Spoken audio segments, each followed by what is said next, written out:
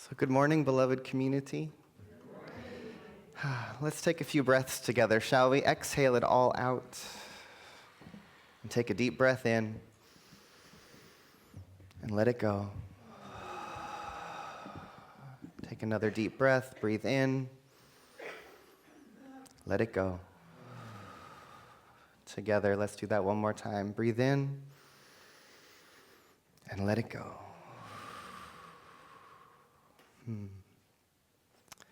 And so good morning again. If you don't know me, I am Reverend Elisha Christopher. I'm the spiritual director of this Center for Spiritual Living here in Santa Cruz.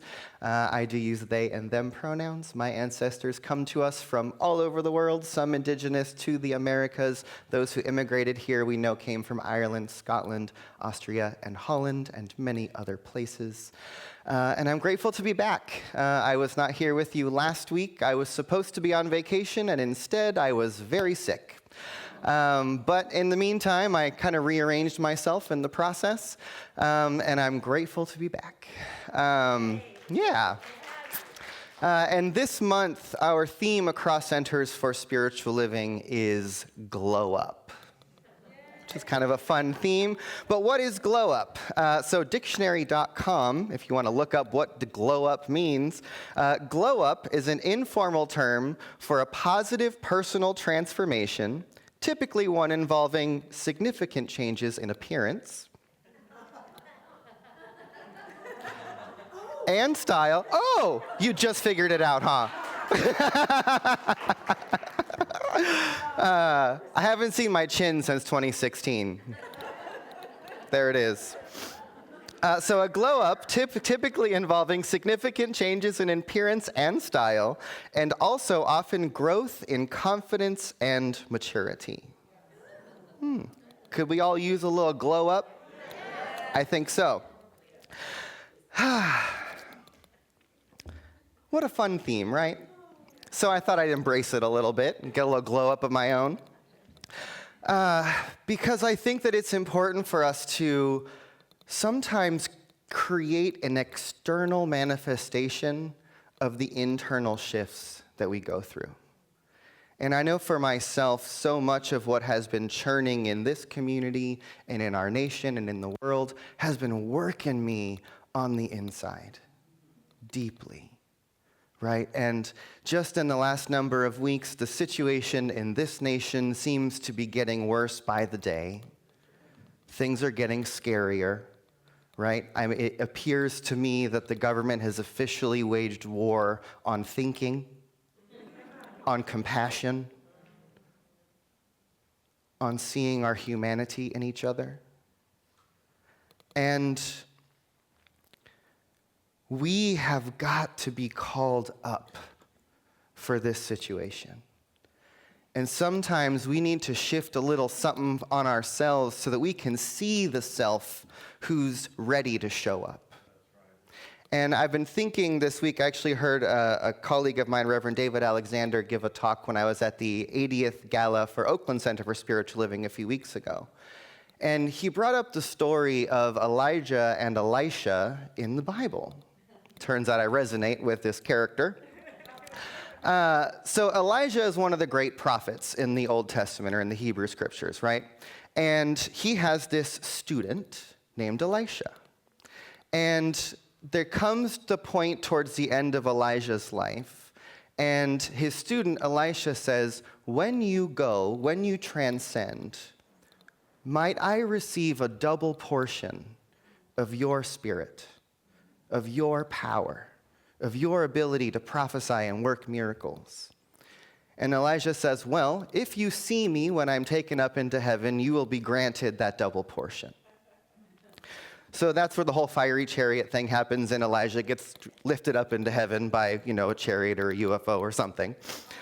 And Elisha witnesses this, and in that double portion is poured upon him.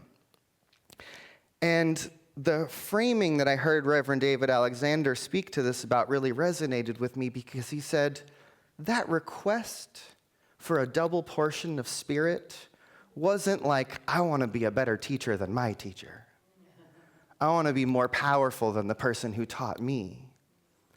It was this awareness that perhaps what he was going to be walking through, what he was going to be carrying forward, the task that was in front of him was going to require that double portion to be able to show up. That extra depth, that greater power, that greater confidence to speak the truth was going to be absolutely necessary for the task that was in front of him. And so I think about that as kind of a glow up, right? That he said, I need to be able to shine brighter, burn brighter, stand up taller, speak the truth a little bit louder. And I saw how my teacher did it, and it turns out I'm going to need to do it twice as much, twice as loud, and twice as big in the world.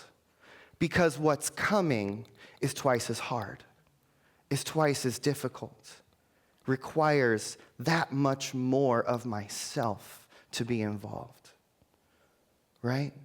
And so I've been thinking about that for each one of us, that perhaps it's time for each one of us to call upon that double portion of Spirit to begin to speak through us, to begin to stand through us, to begin to show up through us, because the world needs us to show up in a bigger way than we've ever been before. Right? And so the conditions of the world, the things that are unfolding in front of us, the challenges, right, are here to call us up. They're calling us forward. They're calling something more from within us. And so we've got to glow up the scene. We have got to let our actual light come shining and not hide it anymore. And I think it's going to take a little work for each one of us to step up into that, right? Because what do I say all the time? Everything necessary for each one of our awakening, everything necessary for the awakening of humanity, everything necessary for more compassion to emerge into the world is being handed to us right now. That all of the conditions that each one of us are being handed are the recipe for our awakening. Right? If we can look into this pain and look into this separation, look into this horror show that's happening out there and see divinity, find compassion, look for love, see God in the haters, that's going to crack your consciousness wide open. Right? That's the task. We're being given an opportunity to raise our consciousness and raise our awareness to a higher level of seeing and thinking. And there's a religious science minister from a number of decades ago by the name of Reverend Homer Johnson. And whenever he would take his community into prayer, he would say, let's go upstairs. Let's go upstairs in consciousness. Let's go upstairs in our minds to what we at the Oakland Center for Spiritual Living, when I was there, and what many churches call the upper room. It's that place where we go in consciousness to sit in the higher ideas, to sit in the greater truth, to access the something more that's greater than the circumstances, that's greater than the conditions, that's greater than the stuff that we're seeing in the world, and remembering that there's a greater truth, there's a greater power, there's an infinite source that's available to us when we are available to it. Right? And it requires us to stand in our truth in a bigger way.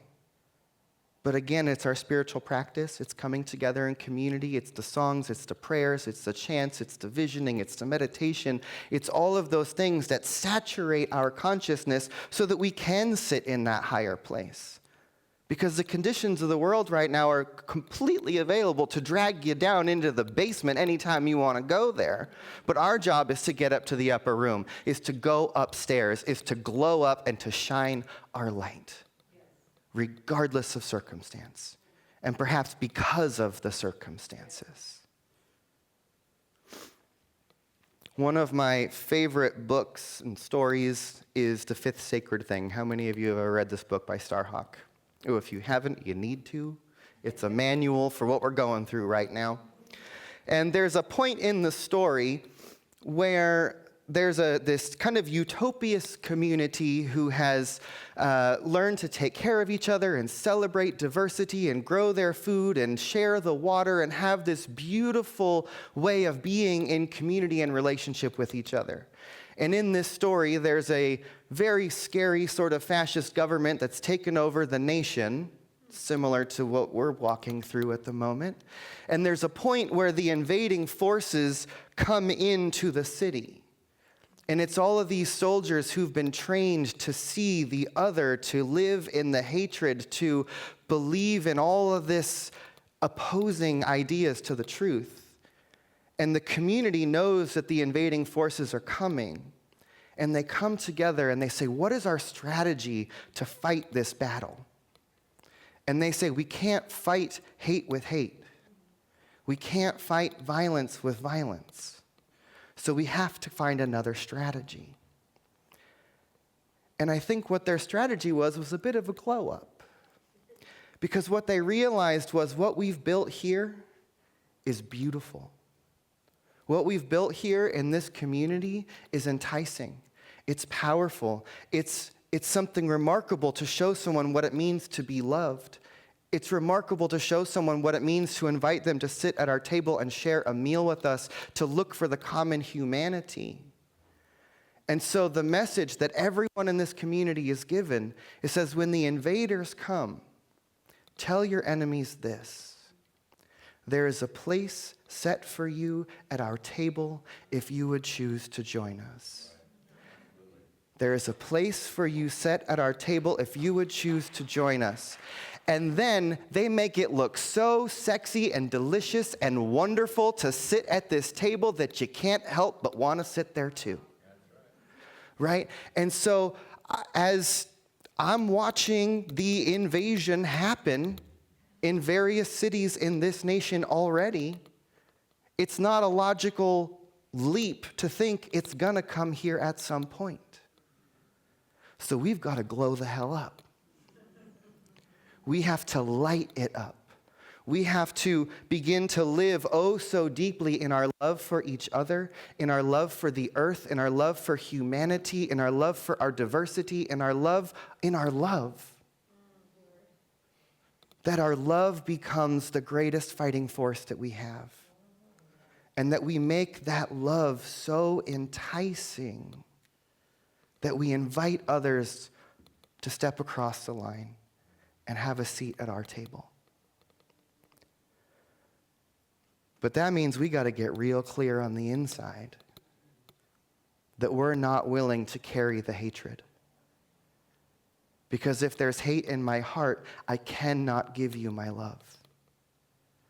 And so we've all got a whole lot of cleaning and clearing up to do, because I know it's hard for me, which means it's probably hard for you, to look out at everything that's happening and stay in the love, to stay in the open heart. But that's our task. Our task is to show each other and to show the world what it looks like when we live in love. And remember, friends, I told you this last year, we are Jedi. Right? Our force is love, and what is a Jedi but someone who stands for justice, equity, diversity, and inclusion? Right. And our power is love. That's the greatest force, right? And so we have to learn to use that force to continuously open ourselves up to receive that double portion of spirit, to let ourselves not only see the love in each other, but also look for the love in those who we might label as other or enemy. Because if I can tell my enemy, there's a place for you at my table, you are no longer my enemy, you are my family. And there's a whole lot of using and theming going on in this nation right now, and we've got to cultivate a we. And we have this principle that tells us there's only one of us here in all of existence. We call it God. But maybe we could call upon the oneness of America. That there's only one us here. We call it the U.S. Literally, the abbreviation for this place is us. Right? There is no them. There's only us. And we have to erase the divisions of the sides to open up the circle, to allow there to be space for everyone. But it's our work to do. And we have to continuously glow up and show up to light up this scene, to stand in these principles that we know are true. And we know that love is more powerful than hate, that light is more powerful than darkness. We know there's not enough darkness in the world to put out the light of one small candle. Right? Dr. King is the one who told us darkness cannot put out darkness, only light can do that. Hate cannot put out hate, only love can do that. So that's our job, is to be the light and the love where there appears to be darkness and hatred. And each one of us can shine our light. Each one of us can glow up just a little bit. And then together, that light shines so very bright. Because we're not in this alone. We have each other. And this work we do in community, whether we're in classes, whether we're here on Sunday, whether we're at the potluck, whether we're at our various activities throughout the week, this is the way that we set our table. That we prepare a table before our enemies and invite them to sit with us. But we have to be open and see no enemy, see no other, because it's that consciousness that will invite everyone else in. That we have to be the ones who are willing to do the healing work so that the healing can happen. You with me? Let's go upstairs. Take a deep breath in.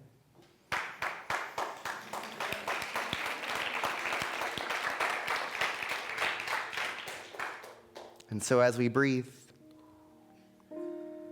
as we move into that upper room, let us bring our hearts and minds to this place of remembering that there is only one.